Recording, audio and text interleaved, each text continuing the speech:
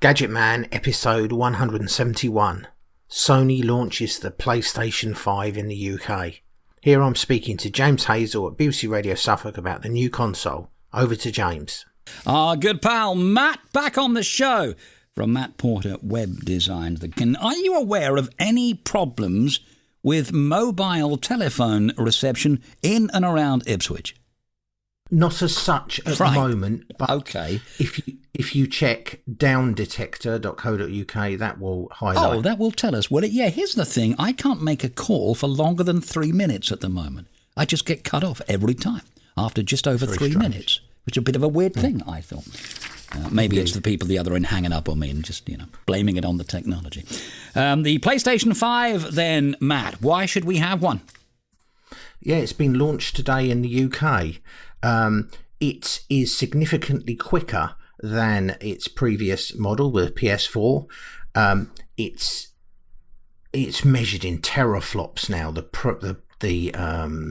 performance of these devices. So the PS4, its graphics ran at 1.8 teraflops. The PS5 runs at 10.3 teraflops. So it's able to provide what is that word? Graphic. Teraflops, did you say? Teraflops, yeah. Teraflops. It's number of instructions per second. Right. Floating point instructions. So a teraflop is, I believe, 10.3 teraflops would be 10.3 billion instructions per second. Wow. Which is pretty good. I mean, the brain is measured in, or would be measured in, gigaflops. Not gigaflops, petaflops. So it's significant. Our brain's it's all about even the flops. faster. Right. I see. So it's still not as fast as the brain.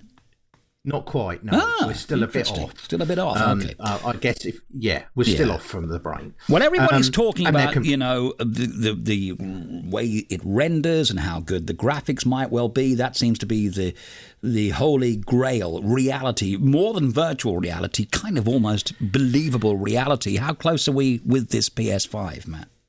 It's getting there. With the PS5, will run games at 4K, up to 120 frames per second, games permitting, which is very, very quick. The quicker the frames per second, the more realistic things the smoother look. It is. Yeah.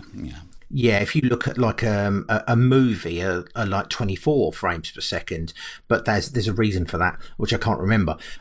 But 120 frames per second is very, very quick at 4K. Yeah. And there is potential for 8K gaming down the line, apparently. Wow. It also uses the graphics, and you're correct in the way that you say about it being the holy grail.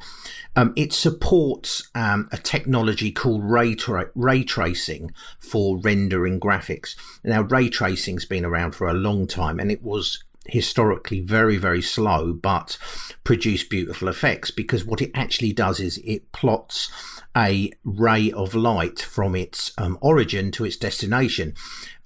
So, which is what the sun does when we see light on the sun, from the sun, sorry. Yeah. So even when it comes to reflections off of clothing or computer generated clothing and things like that, are all taken into hand. So this gives much more accurate lighting effects, which the PS4 didn't have that support. So again, the graphics will be much quicker.